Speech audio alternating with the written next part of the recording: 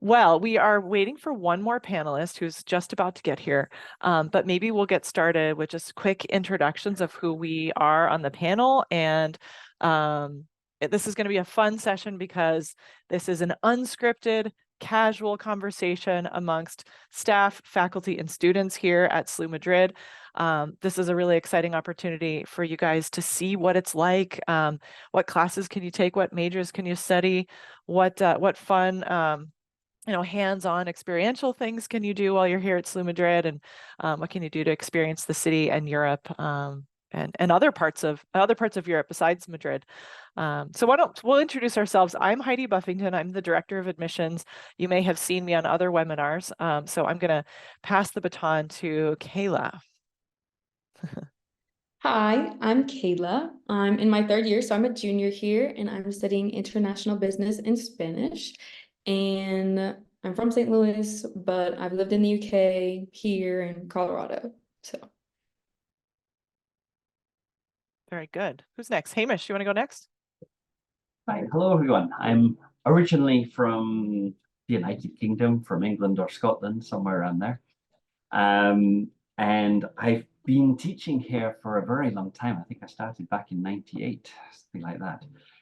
And I'm the program director for ESL, Modern Languages and Education, and I'm also the associate director of the Madrid Core.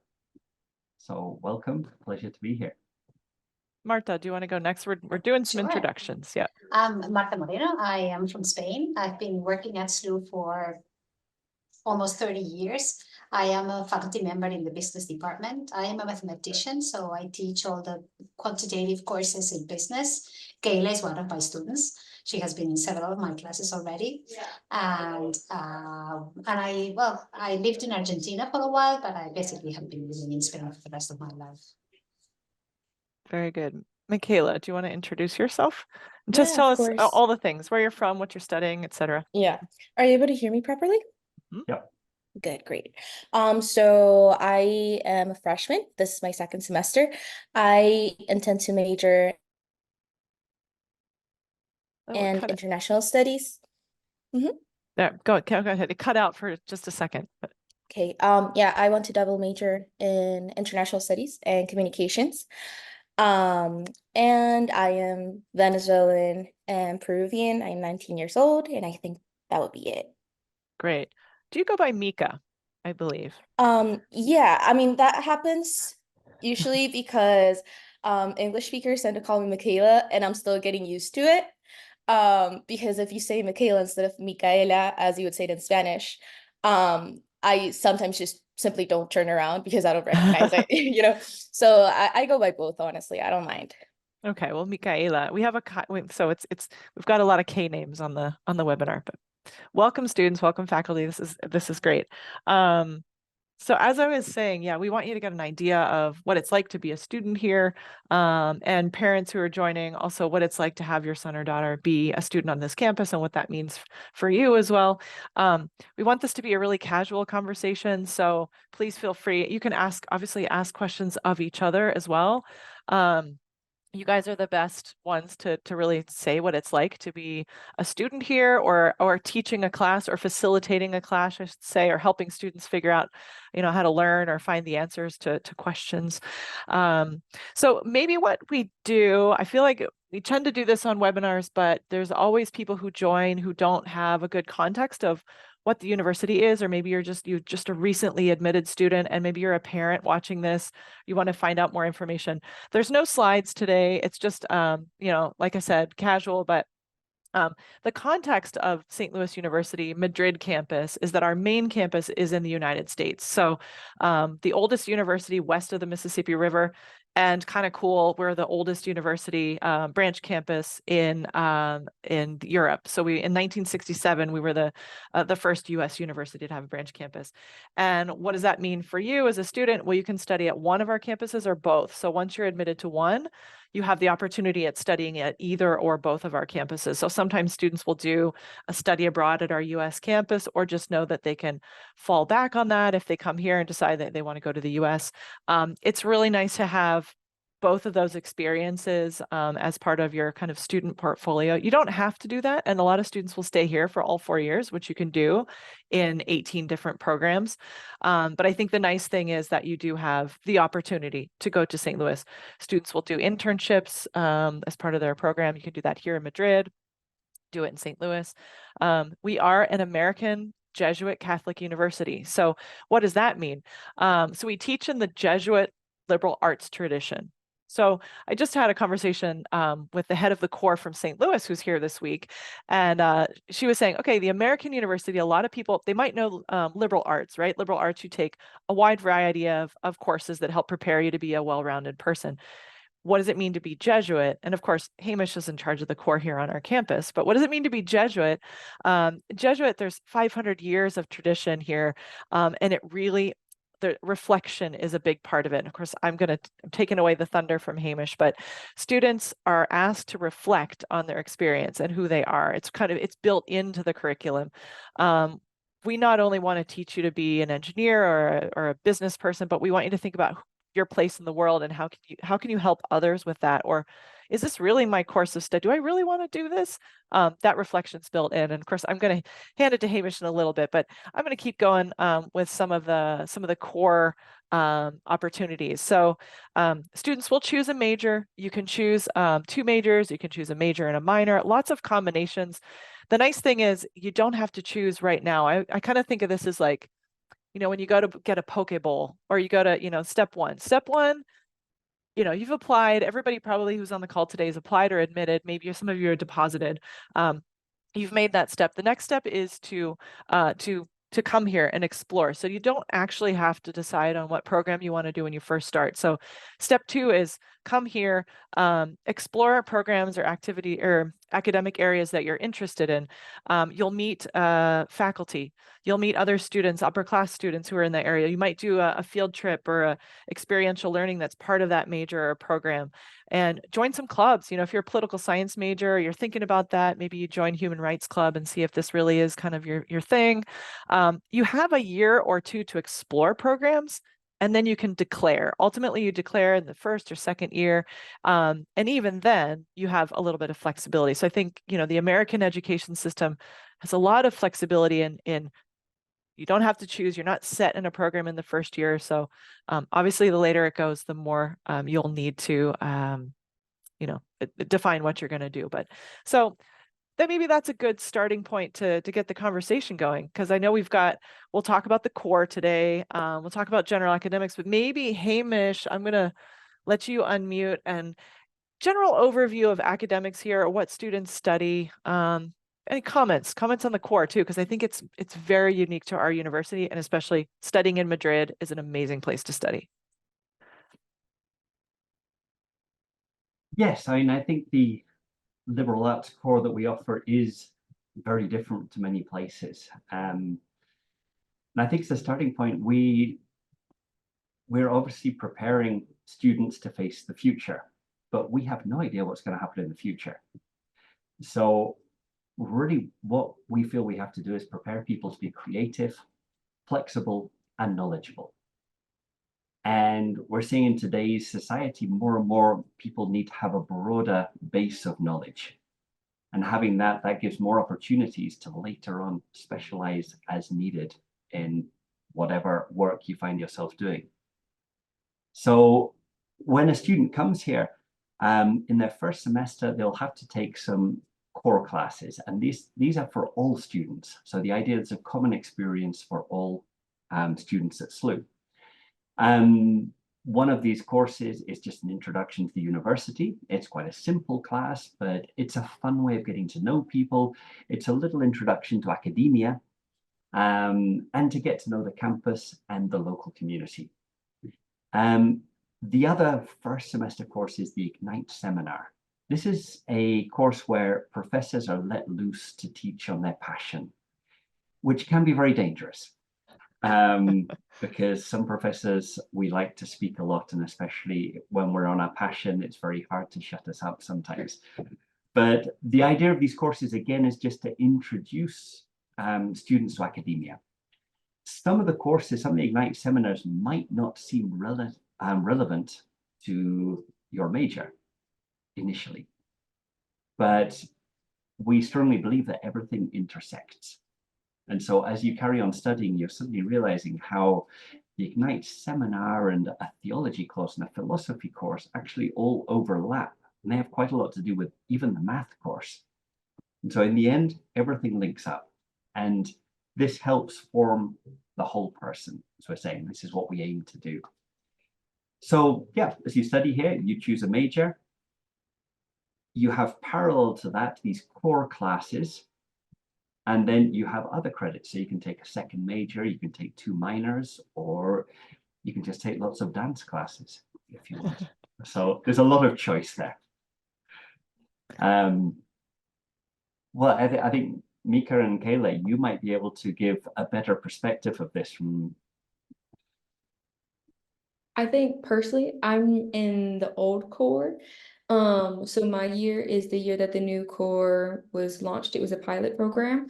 So I've seen a lot of my friends who really, I don't know, had very parallel experiences, or I guess distinct is a better word. It's kind of like they're on a parallel path because we're both still going towards our degrees.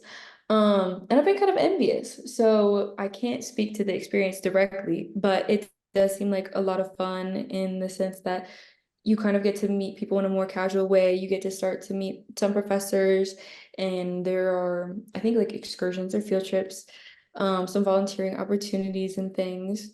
You can still obviously participate in those without like being in those classes immediately.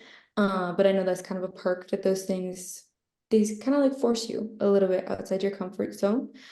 But yeah, that's been my minimal experience.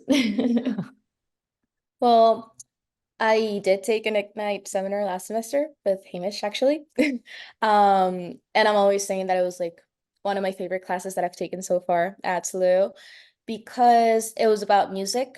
It was called Music, Self, and Society. And I am really, really passionate about music. I actually like started playing music since I was about 4 years old, I believe. So I have a very deep connection and interest with music.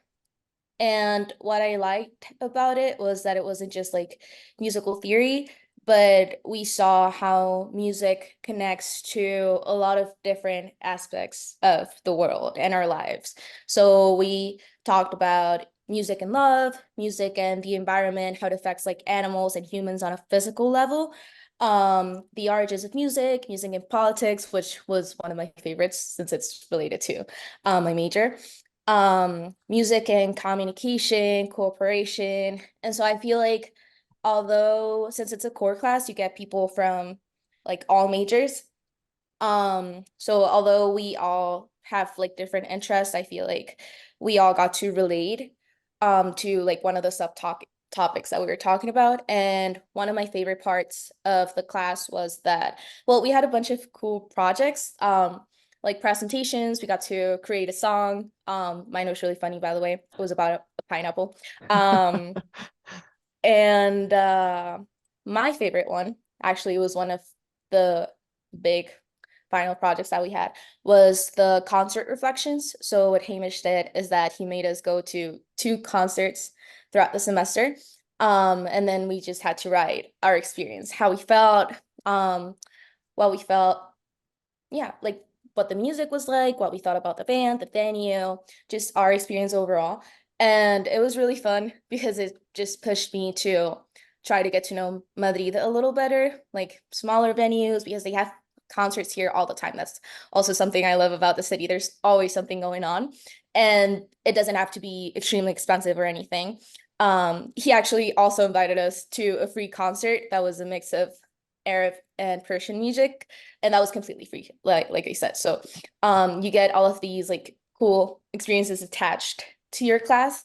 And I don't know, I'm just really happy and grateful. And I definitely got to meet a lot of people there that I still talk to this day. That sounds great. Very cool. Martha, do you have any core experiences, or do you know students who've told you any stories about the core, or any anything I'm related in to the one of core. the committees of the core. I'm in so Hamish was talking about the Ignite seminar, which is the class that you take in the first year. I have been in that committee. We look at the courses that professors come and want to offer. So they come with these crazy ideas of things that they want to do, and they're all like so much fun because we teach. I mean, I'm a mathematician, as I said. I teach math classes, statistics. So you have the opportunity to do something that is completely different. It's a course where you don't have to worry so much about the content. That is not it's not about the content of the class, it's more about the experience of the class. And then there's a continuation to that. In the third year, junior students take, of course, studying the collaborative inquiry. And that would be like a continuation of that when they're more mature and they can process different things. And I think it's a good complement to that class. And I was in that committee as well, choosing classes that were exciting, like religion and science. How can those two live together? And the philosophy of happiness. So how do you measure happiness? And they were so exciting courses that have nothing to do with what you're studying, but at the same time, they make you reflect on who you are and what you are doing, on why we're here. And I think those are beautiful. I haven't taught a core class yet, but I'm thinking of preparing an Ignite on teaching, which is my passion. So since we have to choose something that we really like, and I think that teaching is something that I mean, it's my favorite thing in the world. So I think that I will do something about teaching. And I think that I'm going to learn more from the students that they are going to learn from me. So that's going to be a great experience, I think. That's great. Two things that I love about the core. I feel like I'm learning more as students are telling me their experiences. Two things I really like. One component is called reflection in action. So it's not in the classroom, it's outside of the classroom. A student who has departmental support, so kind of a work scholarship in our office, was reading a book, and she said it's part of the book club. It's part of credit for this reflection and action. So you're doing something and you're reflecting on, I guess it can be a yoga retreat. You could reflect on playing a sport. You can reflect on many things, right? I think that's really interesting. And then another student who did a panel recently as part of admissions, and hint to you too, LinkedIn is a great resource. And I'm always talking about LinkedIn for students, even students who are in high school. So if anybody's on the call and you're doing the IB program, you might need to do a CAS project and you need to connect with other people. Well, a student for one of her classes, it's called Cura Personalis 3, I believe is the class, got credit for posting on LinkedIn, for creating a resume. It's you and yourself in the world after, like what's life after SLU going to be like for you? And it's never too early to start thinking about that. So it's like we give you credit for wellness, mental health, for preparing for the your future, your professional future. So I think it's really neat. I love to learn the stories, so I'm excited to hear more from you guys today. Yes, I think part of the trick in the first semester, it can seem a bit chaotic. It seems that some of the classes don't have much relation between them. But the idea is that as you progress through the years, you suddenly start finding the connections. You start seeing the links and how everything actually ties together. So we're very excited with this new project, as you might be able to clearly tell. We do have a set courses that need to be taken per major. So we kind of stress that there is flexibility within the structure. So there definitely is a structure. I know sometimes people worry like, but wait, you can do all these things, but so there's definitely a structure. I think it's very important as well, because with the structure, people that go to a British or a Spanish or a French university, the structure is much more set. And so you don't really have to think much about what courses you're going to take, because there aren't that many options. I think one thing here, it's very, very important to talk to academic advisors and to really plan your route. Because if you plan it well, you have lots of different options. You can really make sure you're taking the courses that you need to take, that you want to take, that you're most interested in taking. So it is important to understand how things work from the first moment. And well, we are all here to help you do that. We got a question. I'm gonna throw it out because it's right. We were talking Ignite seminar. It's a great question. Someone wants to know, can you give us examples of other Ignite seminars? Do they change every year? Yes, we have new ones being developed the whole time. If you just give me a second, I will actually pull up the list.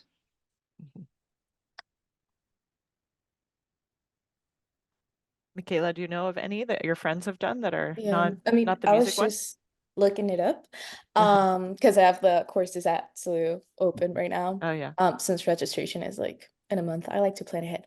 But yeah, here some of the ones that are being offered for the fall semester are Behind Mona Lisa's Smile, then Design Your Sustainable Way of Life, Gender and National Identity Through Women's Stories. I feel like that one was, I'm pretty sure it was also offered last fall, and Yeah. I do have a friend who took it.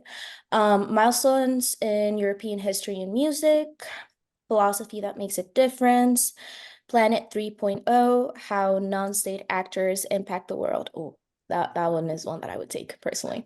Spanglish, what is it? That one was also offered in the fall, like last fall. Then the Urban History of Madrid and The World Through Film, People and Practices. Cool. Do they change every year, Hamish? They change every year. We tend to have them running 3 times, then we go changing, and every year we have new ones appearing, and we try to offer as big a selection as possible. For engineers, there is actually a set Ignite seminar, which is called Life on Mars. Again, one of our best professors. It's a favorite class. It's an Ignite seminar, but it is focused towards engineering.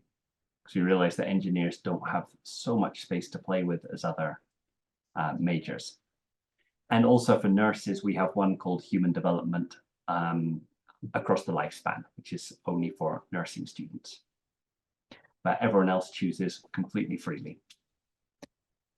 What if we change topics? We talk about hands-on, like experiential. So maybe not, it could be in the classroom, but things that are unique to our campus, field trips you've done in the city of Madrid, even beyond maybe, or projects that are like, Michaela, you already mentioned some projects, but Marta or Hamish, maybe from faculty, maybe sharing what other faculty do, and then we'll ask the students. Shall I? Okay, I'm gonna go. So in the business department, we have some things that students can do. I know the marketing professor does like shopping safari, and they go to different stores. They see how stores are organized, how so it's a hands-on experience, because everything that they learned in the classroom they actually see in the stores, and they say, oh, so this is what you were talking about when you said this or that. And there's some other activities like this Friday we have a conference, business undergraduate conference. So some students also participate in the research of the professors in the department. That's not like very common. It's not many students, but some students do that. If they show interest, we just try to find a project for them to work with, and that's very special. It's very different from everything we do in the classroom. So those are 2 things that I'm thinking of, like on the top of my head. Anybody else? Other project or hands-on?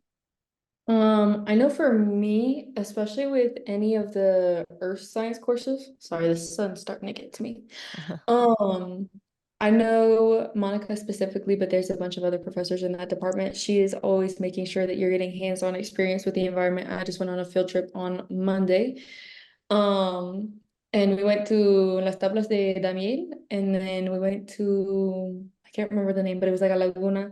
And so it's kind of like what are these places? yeah, that's what I'm gonna explain. And so it's like we went to basically like a national park here, and then we had a tour guide while we were there, and he was explaining to us, about the wildlife and the ecosystem they have going on.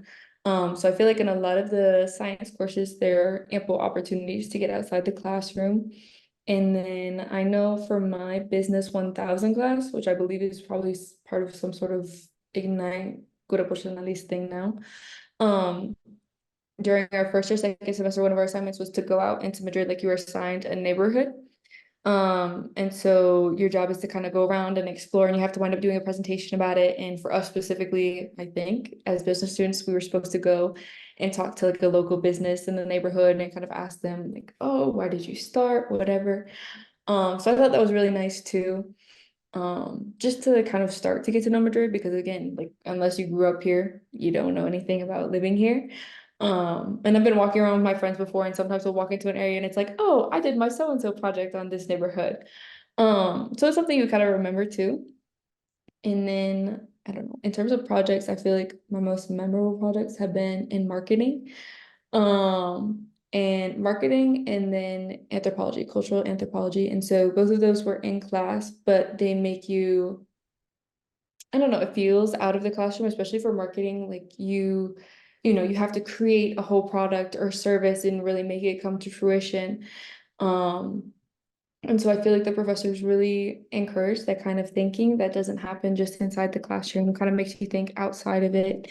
Um, and I feel like they're there to guide you too. So I enjoyed both of those experiences. Kayla, what was the neighborhood project you meant? Because that in class, I'm not Mhm. playing devil's advocate, but you could do that maybe another university. But going into Mhm. the city of Madrid for a neighborhood something, can you tell me about Yeah. that? Basically we were assigned different barrios. So I had Malasaña, and so mine was with Dave. These are Our neighborhoods professor at the time. assigned a Yeah. different neighborhood, right? Not And everybody so it was, speaks Spanish who's joining the call, I'm sure. So yeah, no. this, And so you were kind of put into a group too. So one, you have to get to know other people in your class. And for me, this was my very first semester. So I was like, who are you all? And then we just kind of found a time that we could all go and walk around. And I think there were just some general questions about, like, you know, what are some significant landmarks in this area? When was it founded? So and so. And then the other component I remember, again, for us specifically as business students, was to go and talk to someone. And then we like went in person and talked to them and kind of did some of our research on our own after the fact. And then you just do a little presentation on it. So that for me, I think was my business 1000 plus like I think it was a Cura thing. I'm not for sure. Because again, old core. Well, yeah, I am in the new core, but we still like for my cura class, we had the neighborhood project and I went to Casa de Campo. What I liked about, I think it was my favorite part about the whole cura class, is that you have to present it to the whole class. So everyone has a slightly different experience, but at the same time, you get to see cool spots and like suggestions from locals since you have to interview a local. So you do get to learn, you get a little bit of insight about the different yeah, just the different neighborhoods in Madrid, which kind of pushes you to move out, like move away from just the neighborhood where the campus is at and where the residencies are at. Which the main ones, the UO residencies are really nearby. Um I'm trying to think about other like cool experiences that I've had in my classes in general. So this one is also part of the core, but you won't see this in your first semester, at least that I'm aware of. I'm not sure that other people have taken that class in the first semester. I might be wrong, but I'm taking a public speaking class with Hamish as well. And so for that class, one of the experiences that we had was that we had a lot of high school admissions counselors come in to campus just to visit, to get to know it, and to see if they'll like recommend it to their students. And so they had the regular admissions talk that he would give. But then what we did, what my class did, is that we gave them our own little presentation of how actual students feel that SLU Madrid is like. And we had to prepare, I think we only had like a week or something, a week and a half. So at first it was really, really chaotic, but it was fun. I feel like we all kind of got more comfortable with each other after that. And it was very spontaneous as well. And then another one that I really, really liked, this one is in core, this one is just my major. But in my international politics class, our professor invited us to an expo about the Berlin Wall that's here temporarily, if I'm not mistaken. And it was really, really cool. It's really insightful. And it just helps you to get to know the world. So I thought that those two experiences were really nice, besides the neighborhood project. Yeah, and in the Billiken Buzz too, which is like our weekly newsletter, there's always a section of like what to do in Madrid this week. And so that's honestly where I get some recommendations, like even after living here for years now. So they'll tell you about different like little flea markets that are happening, if there are any cultural events, um, Yeah. and there are concerts or anything that's like coming to town kind of temporarily, like expositions, that sort of thing. So it's nice too, because even if you're not in a classroom officially or Yeah. anything, marketing slash student life is still trying to, right? That might be admissions. I'm not sure who sends that out. But they're still trying to get that information out to you, keep you in the loop, that sort of thing. Yeah, another thing is that the clubs here at SLU, they host a lot of different events and you don't have to be part of the club to participate in the events. For example, the Latina Student Union held a Latino cocktails, I guess you could say that way. Little night and went and it was really fun. They also the Black Student Union for Black History Month was holding like different movie nights and things like that. So people here are really open to anything. And I really, really do suggest that you get yourself involved with clubs because they're not too strict or demanding when it comes to your time. And they're really understanding. So you can participate in a bunch of them, or you can just go to the activities and see what everyone else is doing. And I feel like it's a really good way to get to know people. For sure. And I think it's one of those things too, where you have to understand how small SLU is. And that's not to say that it's a bad thing. I had gone to a really big elementary and middle school, and then high school, I went to a small school for the first time, and I was like, oh, I want that again. And so that's something about being here too, is that it's so small that you can join just about anything. Like we don't really put like caps on stuff, for joining a club. It's not like, oh, you have to, I don't know, like apply or nothing like that. I think it's one of those things where we're really just trying to foster community. And so we want you to be a part. And if there is anything special, there will be like a sign up list. So of course, like then there will be a cap. But I'm the treasurer for the Latina Student Union that she was talking about, and also treasurer for the Student Government Association. And so those are both things where we're really trying to get people to come out and do things. So right now, like our cultural clubs have been really on top of it. Our environmental club too. And so even though like it's really great to get off campus and I don't know, do other things in Madrid, I think there's a lot of community to be found here on campus too. Um, and sometimes like, it may feel a little like dorky because I don't know, at least coming to college, I was like, oh, do people do this anymore? Like, do we still do clubs? Like, is that cool? Um, and honestly, it is. Like, if you kind of get rid of that like mindset of like, oh, this is so high school, this is so whatever. And I think we started to change that here a lot, honestly, and people have actually started showing up to things. Um, so I don't know. I think that's one of the most important things. We have like a little club fair at the beginning of each semester. So even if, you didn't get out in the fall because you were a little nervous or maybe you had a class, like you can still come again in the spring, and that's happening every year. And people want you to come is the thing. They're gonna sell you a little bit too. So even if you're nervous, like it will make the people that are leading those clubs so happy. Like literally if one person shows up, I'm like, okay, my job was done. Um, so just keeping that in mind, because I don't know, I feel like that was something that I was really hesitant to do my first semester here, just because naturally I'm a little more shy, and it just felt like, oh, that seems like a lot, like putting yourself out there. But honestly, everyone does it, and especially at the beginning of the semester, because that's when people are going to everything. So I do recommend. Yeah, another like quick thing before we move on that I also recommend is again check the newsletter that we get every week and go to the talks that they host.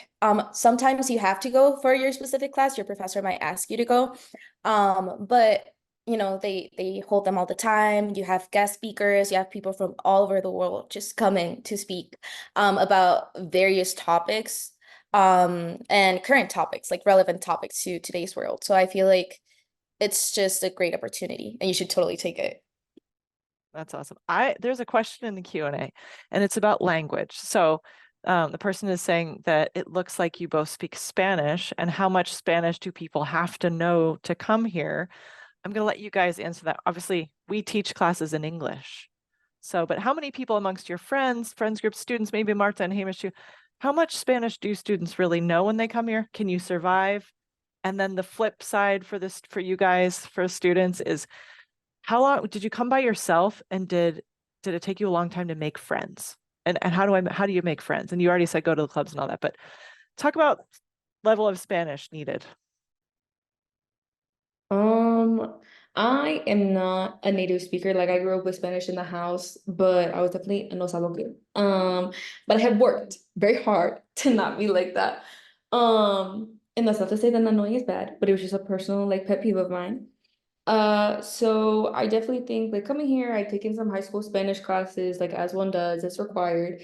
So I feel like kind of comfortable, but I remember literally landing and getting in a taxi and I was like, so I think it's the accent here is kind of different than a lot of what you hear in like school, and also in school, I feel like I don't know, they don't try to coddle you, but they're really taking the time to like speak slowly and make sure you're understanding.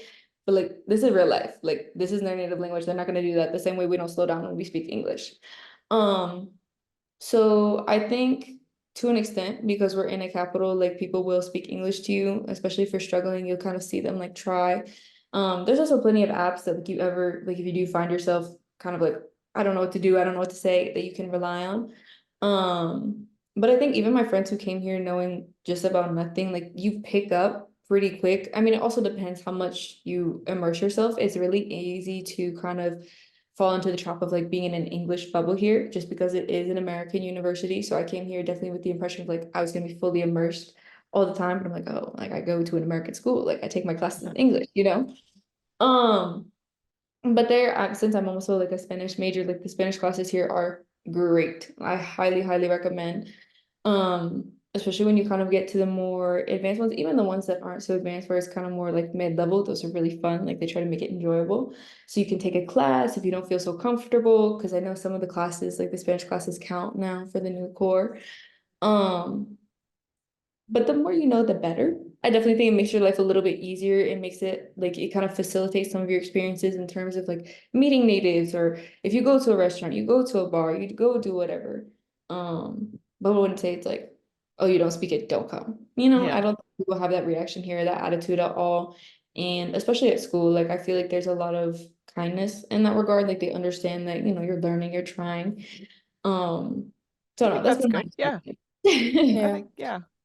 Mika. Well, I am a native Spanish speaker.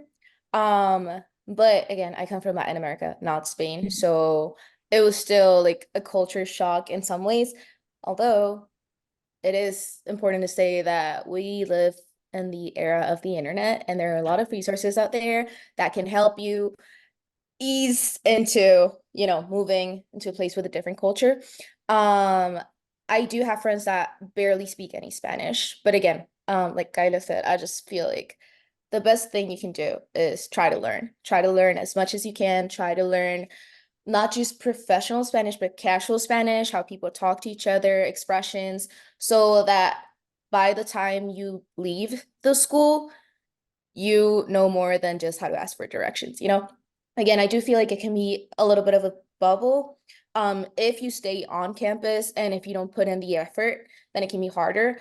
But again, you do have resources and you do have to put some effort. But I feel like that applies for any language, not just Spanish. It reaches the point where you do have to put in effort to truly immerse yourself in a language. And people, again, will be more than happy to support you here, especially if they can tell that you're really trying. I haven't heard of friends having like bad experiences. Um, with that, again, I do suggest that you try to do your best to get to know some like casual phrases, some like recurring phrases that you might need to use from Yeah. time to time, like asking for directions, how to pronounce the names of like the metro stations, things like that. I feel like that's really, really important so that people can understand you and so that they can give you a hint. Yeah, and even in some of the residencies, like I know when I went to Faro, I was like, oh, like I'm going to be asking for my food in Spanish. So it's just like a little realization and things along the way that like, I don't know, even just those experiences help you practice. Or, you'll see a cleaning lady in the hallway and you're always gonna like, well, but maybe not everyone, but I want to make a little conversation, small talk, stuff like that. And I think to an extent, you also have to realize that you are the foreigner, like this is not your country. And depending on how long you plan on being here, like it is your responsibility to at least try.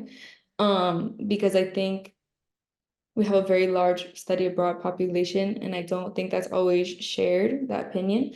But I think if you're going to be a permanent student, I think that's something that you'll kind of start to pick up. And I think it'll help your experience be a lot more enjoyable the more you learn. And that's not to say that it's not going to be enjoyable if you don't know. But I think it just kind of opens a whole new world. I feel like all Yeah. languages do that. So Great. Thank you, guys. There's more questions in the chat, and I'm going to ask Michaela before we move on, and then I'm going to ask Martha a question about classes. But and then Hamish, there's more questions about the core. But Michaela, it's your second semester. Did you know anyone when you came here, and how was it to make friends? The only person I knew, but we're not like we know each other, but we're not like really close or anything, is Ana Patricia. That's because we went to like not high school, like elementary school together. That's actually how I found out about SLU. But coming here to campus, I didn't know anyone at all. You just kind of got to put yourself out there. Thing is, the first couple of weeks, especially, I feel like everyone is just really open. And it's easy to make conversation. You just gotta push yourself a little. Yeah.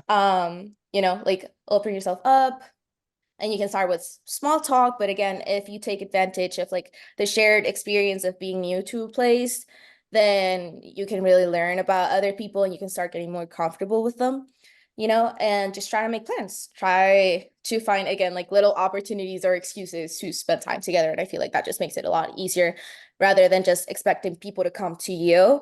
And, especially in the core classes, I feel like that's just a great opportunity to meet people, especially people that have different interests. For sure. Maybe to finish up the core questions, because I see there was a question about, is this mandatory for everyone? I'm going to give this to Hamish.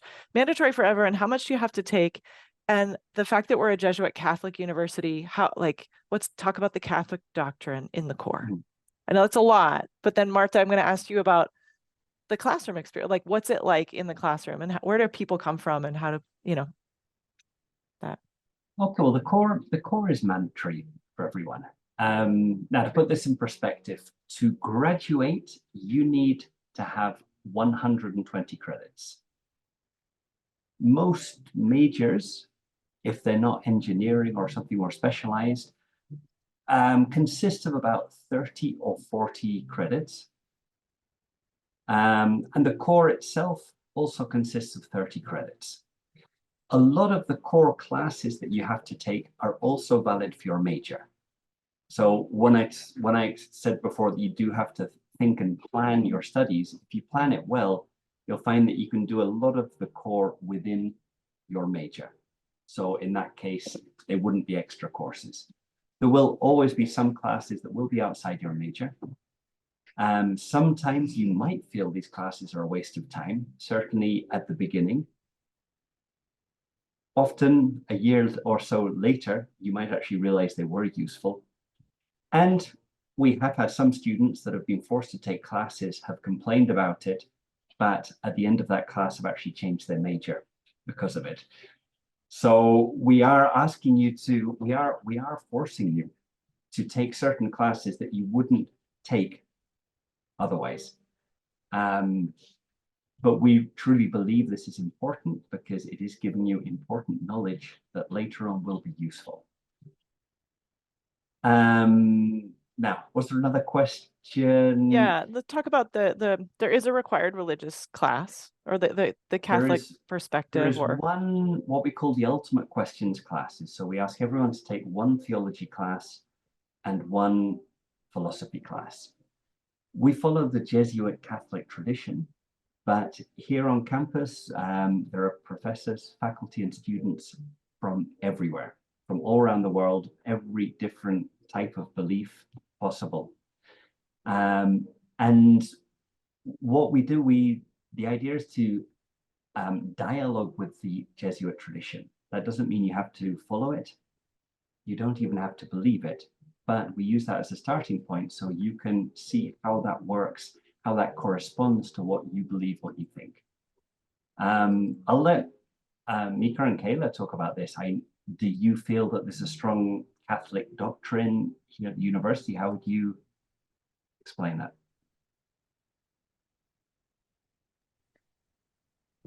I don't think there's like, well, okay, in terms of I feel like there's kind of like a negative perspective sometimes. And in that sense, I don't think we really have that. In all honesty, the majority, there's a very small population of people who are like actively practicing, I don't know, being a Jesuit or Catholicism, period. So in that sense, it's not like you must learn about religion and all this. I feel like my theology courses have been pretty enjoyable, and then in philosophy, there's a lot of overlap with religion too. And so it's kind of just opening up the dialogue to talk about your beliefs. And I feel like it's also, you know, trying to get you to figure out where you stand and what you feel. And that's what, at least for me, it sounds like a lot of the core is about. Because at this point in your life, it's kind of just figuring out who you are, what you believe anyways. And so again, they're kind of just facilitating that sort of experience. I feel like in terms of the kind of just like what Christianity or Catholicism even is intended to be in terms of like how we care about each other and treating others, that sort of thing. I feel like that's really seen here in kind of the community.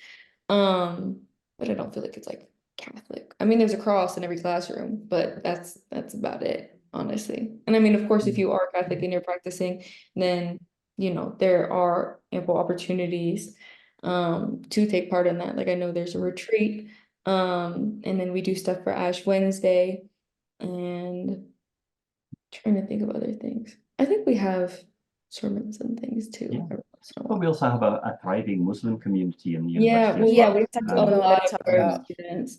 So I don't think there's anything where it's Yeah. like, you know, so Yeah. So I'm seeing in the chat that a bunch of us just sent information about like the amount of credits for majors, but I feel like we sent it to the wrong place because it says hosts and panelists instead of everyone.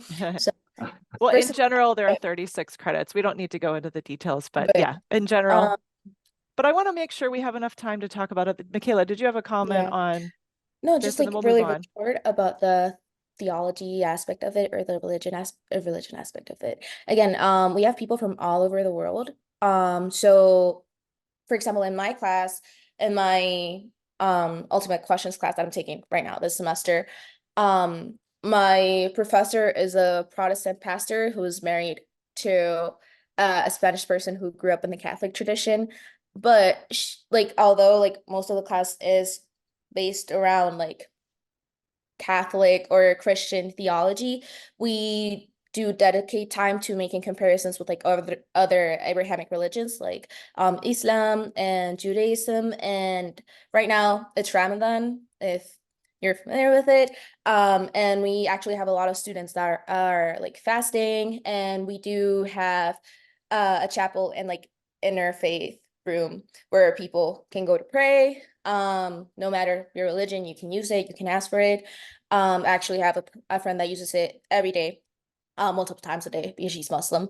And I feel like professors are really understanding. For example, again, some people are fasting, so they might be more tired. And I do feel like she is getting the support that she needs, which I'm really glad about. But again, we have people from all faiths. We have people who are atheists, agnostic, Jewish, Muslim, Christian, whatever. So I feel like there's a lot of diversity, and you shouldn't feel like pressured or like you're going to be pressured to have certain beliefs. Yeah, that's great. Thanks. Hey, why not change it over to Marta? Let's talk about the classroom experience. Like, what's it like in a campus where students are from all over the world? They're not all Americans. Maybe many people are thinking this is an American university. The majority of people must be coming from the US. We really have 65 nationalities on campus. And I will say the incoming class last year was about 50% US, maybe 45% US, and then passports from everywhere. What is it like? What is the classroom like here? So first, I studied in Spain, and well, the classroom experience is completely different from the European system, at least the European system back when I studied. That professors came and lectured. I think that here, as you can see, the students can't stay quiet, and they do this exact same thing in the classroom. So they ask all the time, they interrupt, they want to participate, they want to be part of their learning. And that is something that was not common at all when I studied back in the Spanish system. So you just stayed quiet and listened to the professor. So I think that that is one of my personal favorite things of this place, that that the class is not, you are not teaching, students are always being part of it. So you pull from them and you say, okay, so now try to do it yourselves, and they try on their own, and then you do it with them. I don't know, it's a completely different thing. And as of the diversity of the students, I don't teach a class where that is like super special. I know that in international business courses, for example, that is incredible, because when you're trying to talk about different cultures and different, how do you do business in different cultures? So some people raise their hand and say, well, actually in my country, this is what I can see. So you don't read it from the textbook. You have somebody in the class that has that experience in their lives. And I think that's amazing. Unfortunately, statistics is the same everywhere, so I don't get advantage of that. But it's true too that I think that part of the beauty of how the students behave in the class is also because of these different cultures, and even if they don't express how things are in their culture, it's just that you still, I don't know how to put it, but I think that students behave differently when they know they're aware that there's different ways of thinking in the classroom, and so I think that's very special. But for me, the size of the class is also teaching to 25, 20, 25, 30 students in the very worst case. That's just amazing. I mean, this participation is impossible if you have 200 students. Maybe the first two rows participate in these classrooms. Everybody is part of the learning thing, and I think that's really unique. That's great. Well, we have just a few minutes left, and I think maybe I'll just end with kind of maybe an advice question, because most of the people that are going to watch this are trying to decide where am I going to go to school, or where is my son or daughter going to go to university in the fall. So maybe just a simple why SLU? Why should they choose to come to SLU Madrid specifically? Why the city of Madrid? Why SLU Madrid? I'm going to let whoever feels inspired to answer the question first go for it. Okay, well, I can go. So first, again, I struggled a lot with choosing my major. And so when I found out about the American university system with like liberal arts, colleges and stuff, I felt like it was really, really helpful. It took off a weight that I thought I had, like a pressure that I thought I had to choose what I wanted to do with my life right away. Also, like that, since it's more like holistic, when you're learning about whatever topic, you learn how this topic relates to people.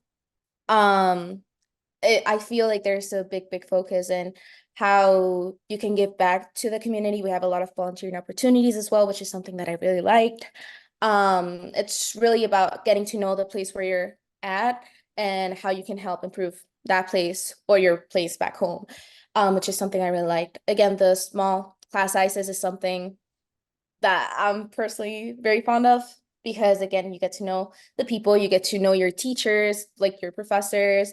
And at the end of the day, I feel like the sense of community is bigger because of that. Also, I have two different nationalities. I am Venezuelan and Peruvian. So I never truly felt like I was from one specific place. But here at SLU, I feel like everyone has a very mixed story, which helps a lot. And I feel like it adds so much to the class experience, to hear from different perspectives and different experiences and things like that. It helps you grow so much without you even trying that much, because you're just hearing people, you're just talking to people, whether it is like in the classroom or outside of the classroom. And, it is an American university, but here, the Madrid campus brings you all of the little perks that you get with like living in Europe. So traveling, especially within the Schengen zone, is very accessible. You have a lot of student discounts here in Spain in general. And there's just so much going on all the time. You have cultural activities, you have entertainment activities, you can do anything. I feel like if you do your research, if you use the resources that they give you here, you can do so much stuff and you can learn so much in such a short amount of time. Not just like in the classroom again, but using, taking advantage of the chance that you get to be in Madrid. All right, thanks. I don't know if I can top that one, y'all. But No, I think she mentioned a lot of good things. no, like in a good way too, because that's a lot of the stuff that I feel like I agree with.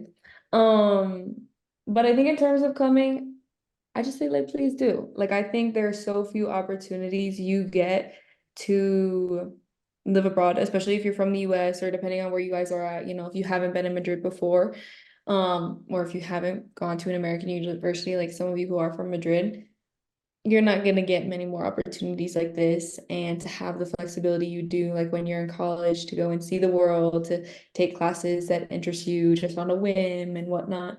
And I don't know, I think it's kind of worth taking that little bit of risk and putting in the work for a visa and then putting yourself out there and meeting new people. And I don't know, just come because we want you here. Like I feel like we're always wanting more permanent students. We have a very large study abroad population. And the more permanent students there are, they're more friends for us to make. And I don't know. I think I don't know. It's worth it. Great. Is the point. Hamish, you're up. Yeah, I mean, I think most things have been said. The small class sizes, the relationships between, professors, between students. I mean, it's a luxury to be able to get to know students as an educator. I think the flexibility of the program also for students who really want to do interesting things gives a lot of opportunities. The study abroad. So we have not only just going to St. Louis, but we also have agreements with other universities in Brazil, in Korea, and Japan. So it's very easy to go abroad and make use of these opportunities. So I would say here, the flexibility, the openness, and the community. And of course, Madrid is a very ridiculously safe city. As a capital, as a European capital, it's a wonderful city to be a student in. Great. Marta, anything to add? I mean, you guys have said so many things. I would say the community is the most special thing. Again, coming from the Spanish system, where everybody's so individualistic and we just go to classes and everything, I think that what I see here, the community that I see here, not only among students, but also with faculty and with staff and everything is really special.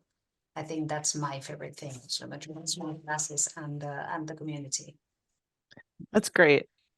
Guys, I really appreciate this. I mean, I think this is a reflection of the community. Just all your great answers and what you had to share about teaching, being in the classroom, the experiences, what your friends have done. I hope you all decide to come here and eventually study here, and you'll see all of us when you do come. But thank you so much, Hamish, Marta, Michaela, Kayla. Thanks for coming. Thanks for everyone for watching. We hope to see you in Madrid. Thank you. Thank you. Goodbye. Bye. Thank you.